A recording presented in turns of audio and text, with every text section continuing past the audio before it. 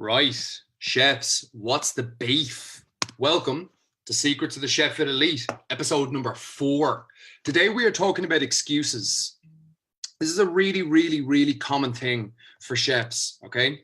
And to be honest, I think there is a big problem in the industry because chefs are basically encouraged to be victims of their own circumstance, all right? And chances are some of you are victims of your own circumstance. So chefs are hard done by in the industry. Okay, you work a lot of fucking hours. You get paid. You don't get paid a gigantic amount of money for what you do, for the most part. Potentially exploited by employers, called in your days off when other people are sick. This is your reality. And when it comes time to making a change, which a lot of you do want to do, you end up making an excuse for why you can't make that happen. And what I'm here to tell you today is that's bullshit. And no one gives a fuck about your excuses. Do you understand? And it's like this is where we live in this world now where everyone's a fucking victim. Do you know what I mean? Everyone's a victim and everyone can play this game of making excuses and getting a fucking pat on the back for it. And it's okay. But the reality is if you keep making excuses, you're never going to get to where you want to go.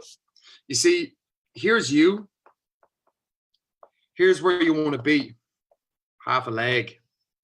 And if we imagine that the red is where you don't want to be and the blue is where you want to be. Now, you'll feel like shit. You'll be in this bubble.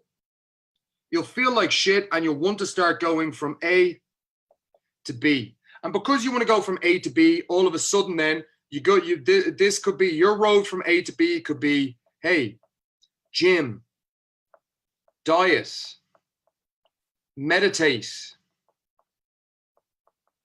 generally taking better care of yourself lifestyle-wise. These are the things that you try. P90X, spin classes, fucking CrossFit, Atkins diet, ketogenic diet, intermittent fasting, a little bit of meditation on an app called Headspace. This is you trying to get from A all the way to B. But what happens is you'll do it for a week or two, boom, and then you get to this point, and then you're at an obstacle. You're at a roadblock. And the fact is, you're at a roadblock. So let's say you do something for 2 weeks, then you have a shit weekend of work, and then your energy's fucked, and then you wake up on Monday and you don't want to know about it, so you don't, and you don't go. And when you're sitting on the couch and you don't go to the gym, and you don't follow your food plan, you organize a fucking takeaway to arrive to your house, you get a couple of cans, and you start going back to square one.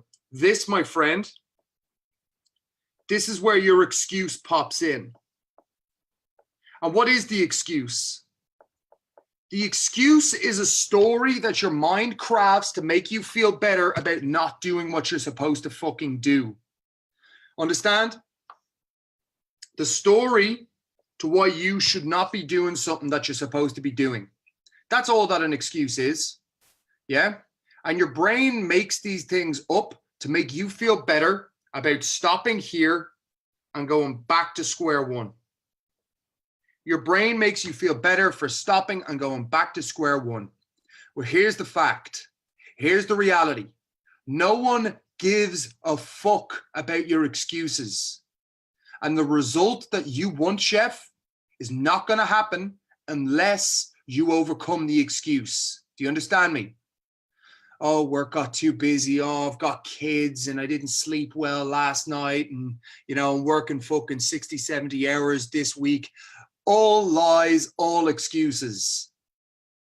And you can get fucking pissed off. I hope you get pissed off listening to me. I hope you fucking do.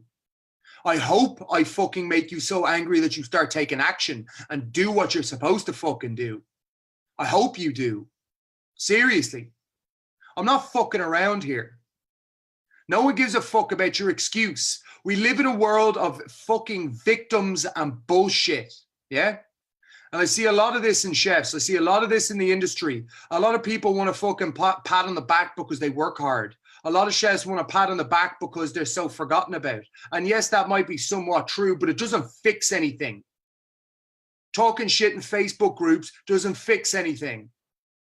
You understand? fucking stepping up, taking ownership of your decisions, taking ownership of your actions, and pushing forward no matter fucking what is what's going to make your life better. You understand? And it doesn't involve excuses. So over here, this, my friend, is your route.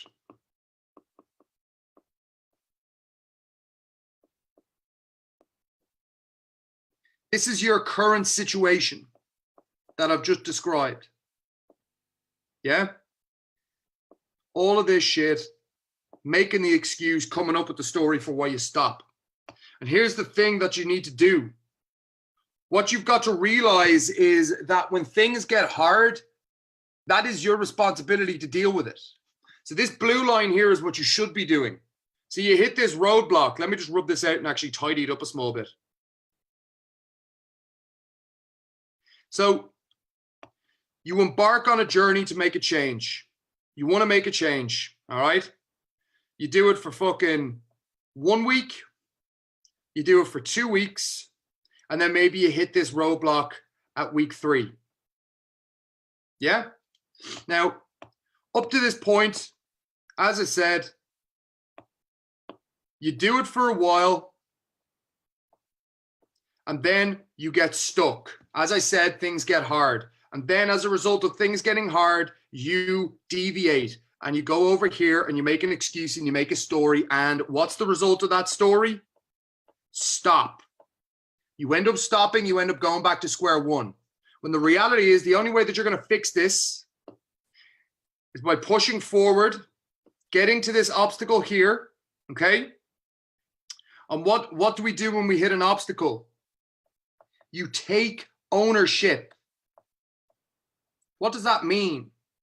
It means that everything is on your shoulders. Everything is your fault. Everything in my life is down to me. Nothing happens in my life without my consent. You understand? If I don't have money in my bank account, it means I did not do something to put money in my bank account. If I'm tired today, it means I did something yesterday that has caused me to be tired. If I'm fat as fuck, it means I've been ill-disciplined and I've been eating shit. It doesn't mean that work's busy. It doesn't mean that life's difficult. It doesn't mean any of that. That's your perception of what's happening, pal. The reality is, if you're going to fix this, if you're going to get your life on track, you need to take ownership. And what does taking ownership actually mean? What taking ownership actually means is find a solution. You've got to find a solution to your problem. You've got to figure it out. How do you figure it out? Well, let's say you've hit this fucking 3-week barrier. And let's say work got very hectic. Let's say you're doing 10 more hours per week. You're doing an extra shift. It's throwing your routine off a small bit. And as a result, you're more tired and you're less motivated than you were before. So let's say as a result of that, you have to take ownership and you have to go, do you know what? Maybe I can't train as much this week, but maybe I'm going to look at the other, maybe I'm going to have to fucking get home, not stay up for 2 hours, 3 hours after I get home. Maybe I need to go to bed a bit earlier so I'm waking up well rested. I'll wake up earlier and then I'll go and do my exercise and I'll go and fucking do my shit in the gym before work so I can get it done. Or maybe I go on my split in the middle of the split. Maybe I can't go home. Maybe I can't relax. Maybe I need to sacrifice a little bit and get it done there. Maybe I need to go on my day off early enough and wake up and sacrifice a little bit of sleep. Do you understand the frame of mind that you're in? You're taking ownership of the situation.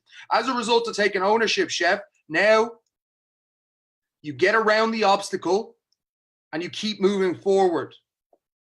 And this, my friend, is the most important skill that you can learn if you want to be happy. Because all this journey is, if you want to get yourself out of the rut and you want to be happy, all this journey is problem solving. Life throws you problems. How do you deal with them? Life will throw you problems. How do you deal with them? You know, that's all this is. So if you can take ownership of your problems and find a solution to them and be willing to sacrifice a little bit to fucking continue on, you will continue on and you will achieve the goal. But if you just do this shit of fucking trying shit out for a week or two and then giving up on yourself because things get a little bit uncomfortable for you, you'll always be a fucking mediocre moron. And you've got to realize that. You've got to wake the fuck up and realize that. Oh, it's hard, isn't it? It's only hard if you make it fucking hard. No one asked you to be a chef. You chose to be a fucking chef. So stop using it as a crutch not to make your shit happen. You're still a human being. Everyone's on their own fight. Everyone's in their own battle. It's what fucking separates people who actually fucking make it happen versus not, are the people who make the time and take ownership so they move forward. But if you keep using excuses, stories, and fucking stop starting, that's all you're ever going to get, and the results of those things. So, Chef, I hope this is getting clear. I hope you understand that what I'm saying is harsh, and I'm fucking deliberately saying it in a harsh way, so you get it fucking nailed and it starts to click. Because if it doesn't start to click, like, you will fail. Simple as. You will fail. You got to take ownership. You got to push forward, no matter what. So this is what I coach you to do. This is what the Chef Fit Elite is about. This is what the environment is, that it's not acceptable to make excuses, that it's not acceptable to stop because you let yourself down, you let everyone else down. We coach you to do this. We drive you and hold you accountable to do it. And if we can make you do that and you step up and you do it, all of a sudden your life changes. That's why I feel so strongly about this. So I'm going to post a link in the comments. If you want to change your life, Chef, you can apply to join the Chef Fit Elite, or you can see the link above. All right. And if you don't, then continue to dwell on mediocrity. Other than that, though, I hope the video was helpful, and hope slowly the wheels are starting to turn in your mind on what needs to happen in your life to make this happen. With that in mind, Chef, I look forward to chatting to you soon. All the best.